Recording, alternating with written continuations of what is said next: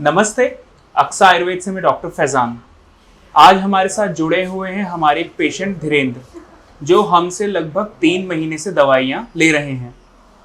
ये CKD की problem यानी क्रॉनिक किडनी डिजीज की प्रॉब्लम से लगभग 1 साल से परेशान हैं। तो चलिए धीरेंद्र जी से जानते हैं कि उनका सफ़र कैसा रहा, कैसे उनको उनकी इस बीमारी का पता चला और उन्होंने क्या क्या इलाज कराया। अब अक्सा आयुर्वेद के जुड़ने के बाद उनको कितनी तकलीफ में अब रिलीफ है, इनसे ही जानते हैं। तो धीरेंद्र जी बताइए कि आपको ये CKD की जो प्रॉब्लम है ये कब से शुरू हुई और आपको अक्सा आयुर्वेद के बारे में कैसे पता चला और अब आपको कितना रिलीफ है हमारी दवाई लेने के बाद, हमारे दर्शकों को बताइए थोड़ा। मेरा नाम धीरेंद्र है और मेरी उम्र 32 साल है। मध्य प्रदेश भोपाल का रहने वाला हूँ। तो 1 साल पहले मुझे ऐसे नॉर्मली बुखार और पेशाब में जलन हुआ। तो उसके बाद मैंने जैसे होता नहीं कि नॉर्मली मैंने जाके हॉस्पिटल से या मैंने मेडिकल स्टोर से दवाइयाँ ली। तो दवा लेने के कुछ टाइम तो ठीक था, उसके बाद फिर से वही सेम प्रॉब्लम। तो मैंने ऐसे करके 2-3 बार दवाइयाँ ली। जिसके बाद मुझे कुछ टाइम बाद भी सेम प्रॉब्लम्स होना शुरू हो गई। तो मैंने नज़दीकी गवर्नमेंट हॉस्पिटल में चेक करवाया। तो वहाँ के डॉक्टर ने बोला कि आपकी किडनी खराब हो रही है और अभी सिर्फ 20% वर्क कर रही है। अच्छा। इसलिए उसके बाद उन्होंने मुझे डायलिसिस के लिए बोला कि आपको वीक में 3 बार डायलिसिस कराना पड़ेगा। ठीक है। तो मुझे अपॉइंटमेंट मिला हॉस्पिटल की तरफ से, गवर्नमेंट हॉस्पिटल की तरफ अपॉइंटमेंट मिला। जब तक मुझे अपॉइंटमेंट मिलता था तो मैंने वहाँ पे डायलिसिस कराए। उसके बाद बीच में अपॉइंटमेंट मिलना बंद हो गया। तो बाहर के जो डायलिसिस होते थे वहाँ पे मेरा मतलब इतना बजट नहीं था कि मैं बाहर से करवा पाता जी।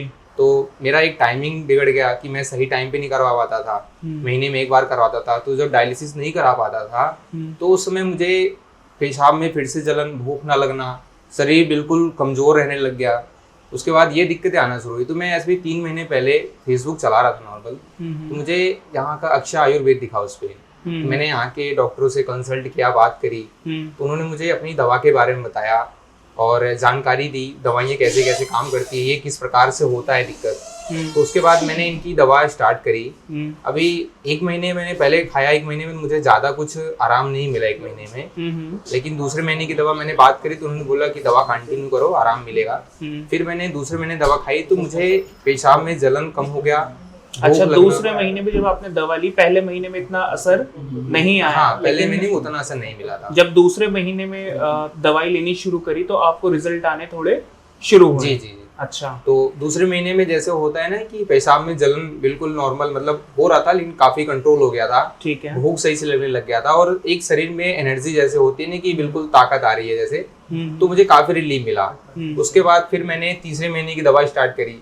अब पिछले 1.5 महीने हो गए मैंने डायलिसिस नहीं कराई है। अच्छा। बिल्कुल मुझे पेशाब में कोई दिक्कत नहीं है, पेशाब आ रहा है और अभी तीसरा महीने चल रहा है। तो मुझे दवा से बिल्कुल राहत है, कोई तकलीफ नहीं है।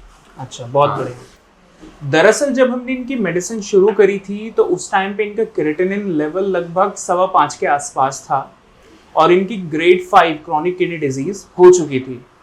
कंडीशन थोड़ी वर्स थी और इसी वजह से इनको पहले जो महीने इन्होंने दवाई ली उसमें कोई रिजल्ट दिखाई नहीं दिया। देखो, आयुर्वेद की मेडिसिन जो है धीरे धीरे ही थोड़ा असर दिखाना शुरू करती है, क्योंकि ये आपकी बॉडी को रूटली कॉज को ठीक करती है, आपकी किडनी को रीजनरेट करने में मदद करती है। तो थोड़ा टाइम जो है पेशेंट्स को रुकना पड़ता है, आयुर्वेद की मेडिसिन पे थोड़ा भरोसा करना पड़ता है, तब जाके ही रिजल्ट मिलता है। तो तब इनकी जो थी 3 महीने पहले जो रिपोर्ट कराई थी तो इनकी 5.25 के आसपास जो है क्रिएटिनिन था और अब हमने इनकी 45 दिन पर रिपोर्ट कराई। अभी तो तीसरा महीना चल रहा है, दोबारा रिपोर्ट हमें करानी है, लेकिन हमने दूसरे महीने के मिड में रिपोर्ट कराई थी इनकी। तो उस टाइम पे इनकी जो वैल्यू थी वो लगभग 3.25 के आसपास आ गई थी, मतलब 3.45 mg/dl तक इनका क्रिएटिनिन आ गया था। और साथ ही में हमने इनको ऐसी मेडिसिन दी थी जो कॉम्प्लिकेशंस जो क्रिएटिनिन या यूरिया बढ़ने से बॉडी के अंदर आती हैं, जो थकान महसूस होती है, जो हीमोग्लोबिन कम बनता है, उन पर वो दवाइयाँ काम करती हैं। तो इस तरीके से आयुर्वेद में हम दवाइयों को प्लान करते हैं और पेशेंट को रिलीफ दिलाने में मदद करते हैं। तो धीरेंद्र जी, हमारे साथ जुड़ने का शुक्रिया और होप है, मतलब आगे के लिए हमारा पूरी कोशिश है कि आपकी जो ये प्रॉब्लम है हम बिल्कुल ठीक कर दें, आपको डायलिसिस लेने की जरूरत ही ना पड़े। जी।